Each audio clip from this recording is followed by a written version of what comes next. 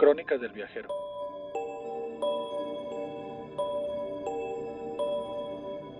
Capítulo 4. Renacer. Había comenzado a llover. El techo de mi cuarto era de teja, y el sonido de la lluvia sobre él era fuerte. Ese día había llegado corriendo a mi casa en el rancho. Mi bisabuela se encontraba desgranando mazorca en un cuarto pequeño detrás de la casa, y no se dio cuenta de que había llegado a encerrarme a mi cuarto por el ruido de la lluvia. Me quité los tenis y me metí a las cobijas lleno de miedo. Julia no existía, solo estaba en mi mente.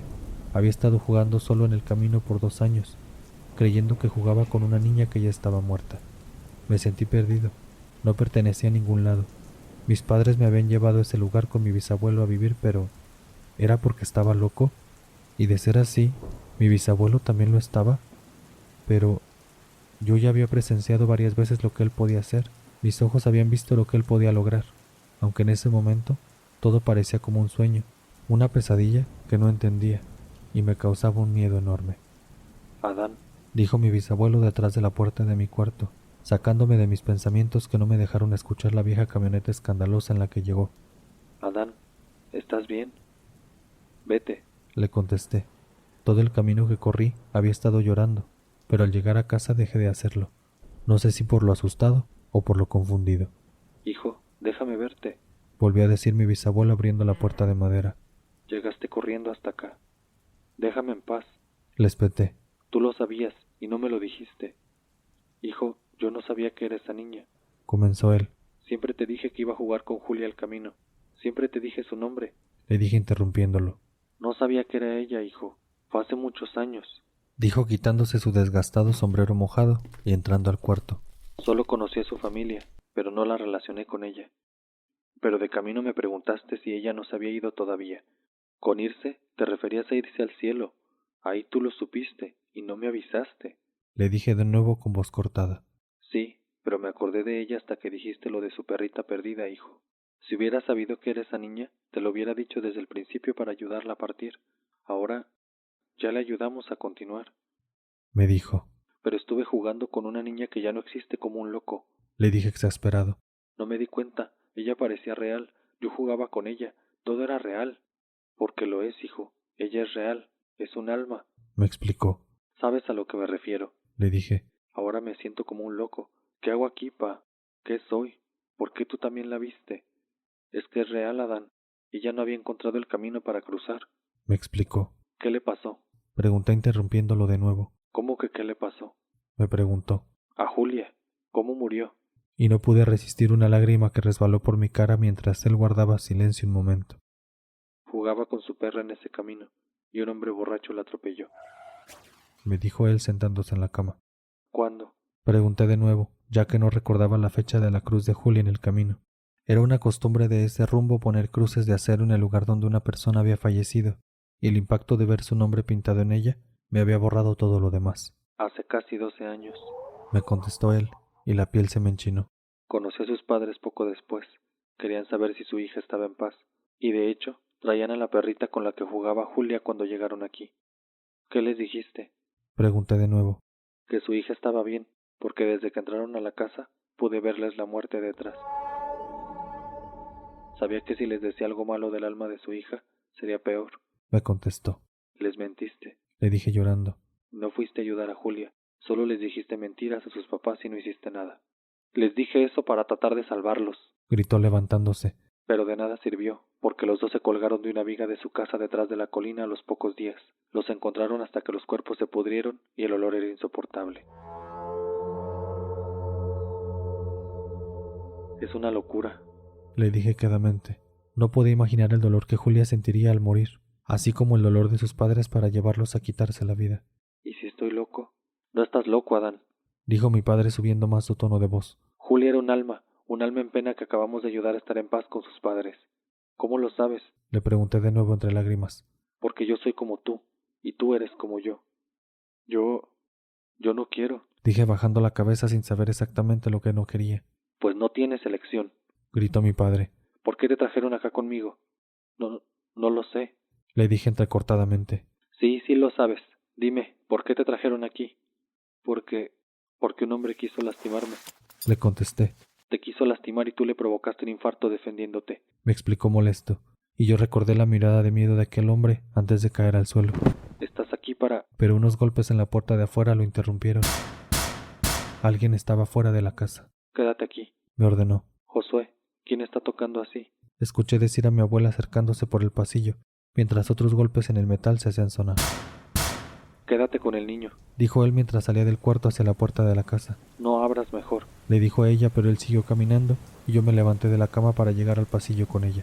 El frío de la lluvia que ya se había incrementado me golpeó los pies descalzos. Mi padre llegó a la puerta, deslizó el seguro y abrió bruscamente.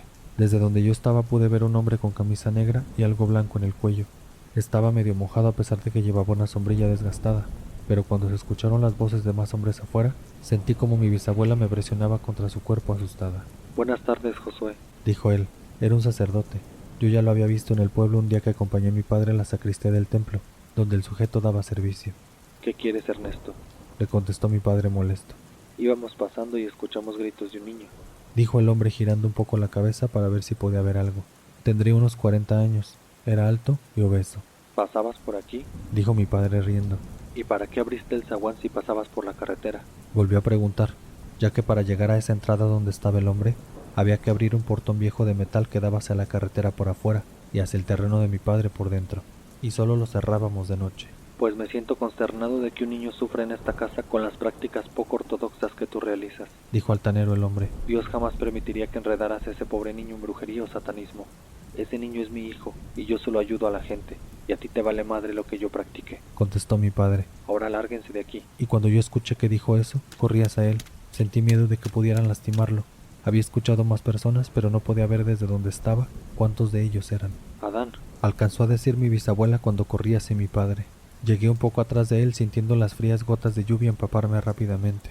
Pero el frío lo sentí en realidad cuando vi que 7 hombres más estaban afuera, aparte de uno bajándose de una patrulla de policía, dando un total de 9 figuras, 2 policías, 6 hombres del pueblo y el sacerdote. Ahí está mi comandante, dijo él al verme detrás de mi padre. Este hombre se ha robado un niño inocente para usarlo en algún ritual satánico. Eso no es cierto, dije yo mientras uno de los policías se acercaba. Él es mi padre.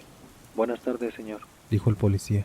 El poco cabello que tenía le goteaba y tenía los zapatos enlodados. Nos reportó el padre Ernesto que usted tiene a ese niño aquí en contra de su voluntad. Claro que no, dije mientras mi bisabuela llegaba a mí, tratando de jalarme hacia el pasillo. Adán, vete con tu abuela, dijo mi padre girando un poco la cabeza. Yo vivo aquí, ellos son mis padres. Dije jalando a mi bisabuela, y ella entendió que teníamos que ayudar a mi padre. Yo soy su hijo. Ya lo tiene completamente manipulado, oficial, dijo el sacerdote moviendo la cabeza. ¿Tiene algún papel del niño? ¿Acta de nacimiento?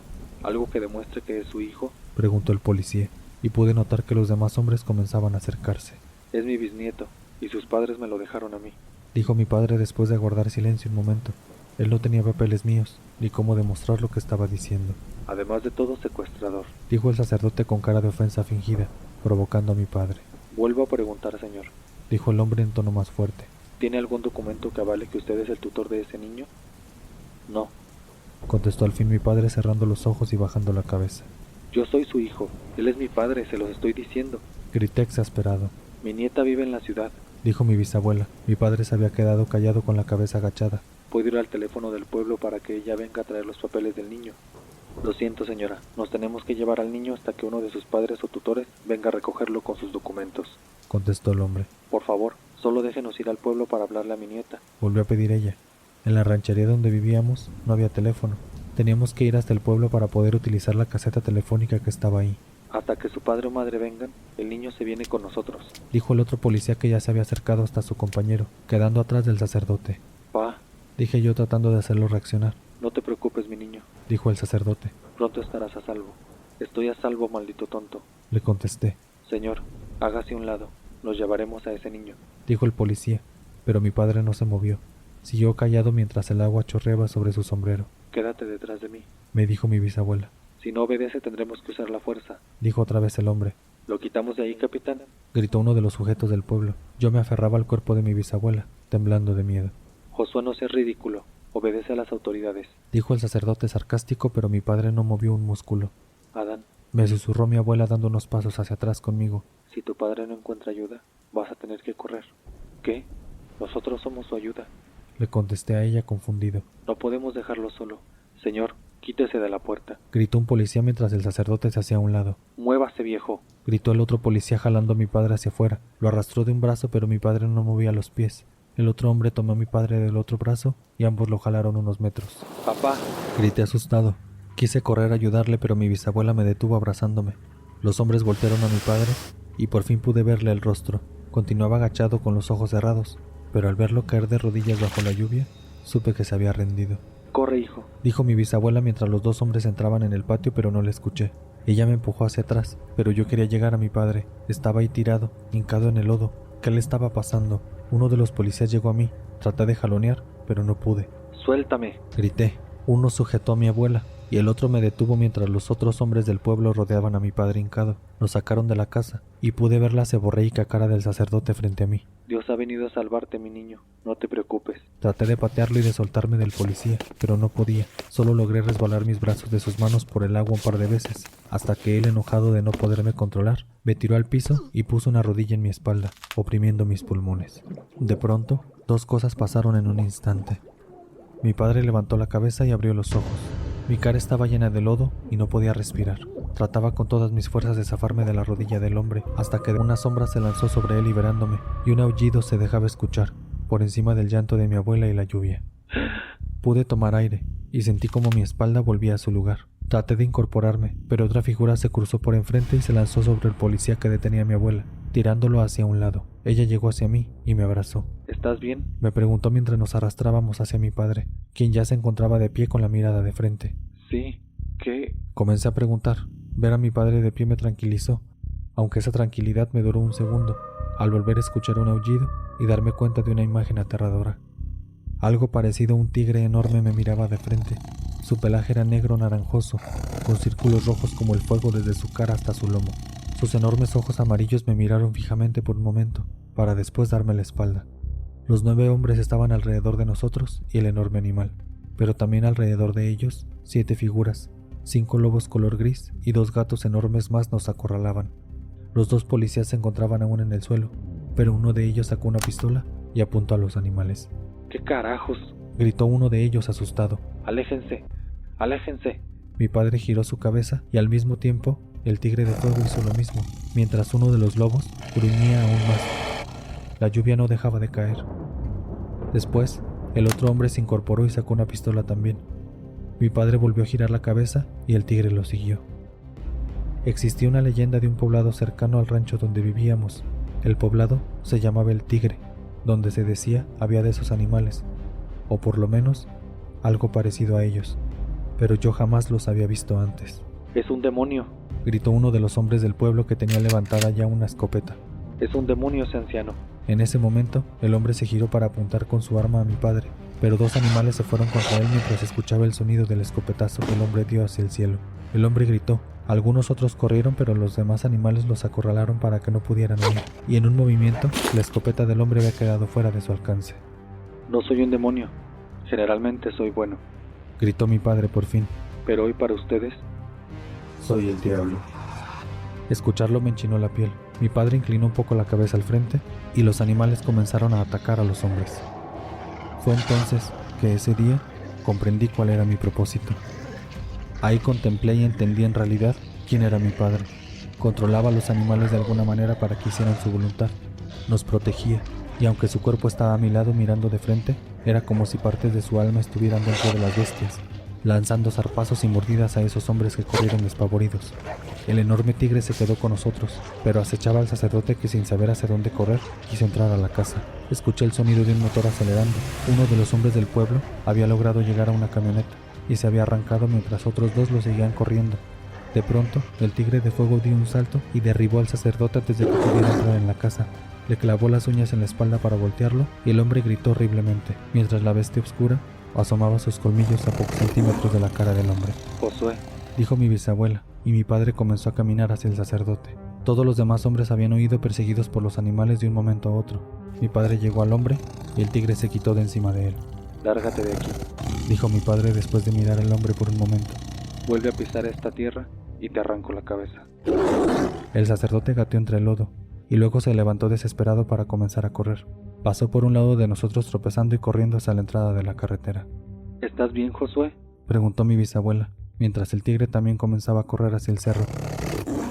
El contraste de su pelaje con el agua era impresionante, pero mi padre no contestó, solo me observaba, caminando hacia mí. Era un hombre delgado y no tan alto, pero después de ver lo que podía hacer, lo vi enorme. Lo desconocí, me recorría en el suelo. Mi abuela ya se había levantado, pero yo había estado en el suelo todo el tiempo. Estaba impactado, mi respiración era rápida y no pude evitar sentir miedo. No temas de mí, Dijo, y sus palabras me dieron escalofrío. Aunque la lluvia ya se estaba deteniendo, estaba descalzo, empapado y completamente indefenso. Eras tú. Dije nervioso sin poderme levantar. ¿Cómo hiciste eso? Salió la pregunta vomitada de mi boca, aunque ya sabía la respuesta de lo que acababa de ver. Yo soy como tú, y tú eres como yo. Contestó él mientras mi corazón estaba desbocado. No estás aquí para temer, estás aquí para aprender. Tú controlabas a esos animales. Eso es el nahual. Dije con miedo en cada sílaba. Yo soy como tú, y tú eres como yo. Volvió a decir él llegando a mí y tendiéndome la mano para ayudar a levantarme. Deja de huir, deja de correr. Yo te voy a enseñar a enfrentar, porque yo soy como tú, y un día tú te convertirás en alguien mejor que yo. Estiré mi brazo, tomé la mano de mi padre y desde ese momento jamás la solté.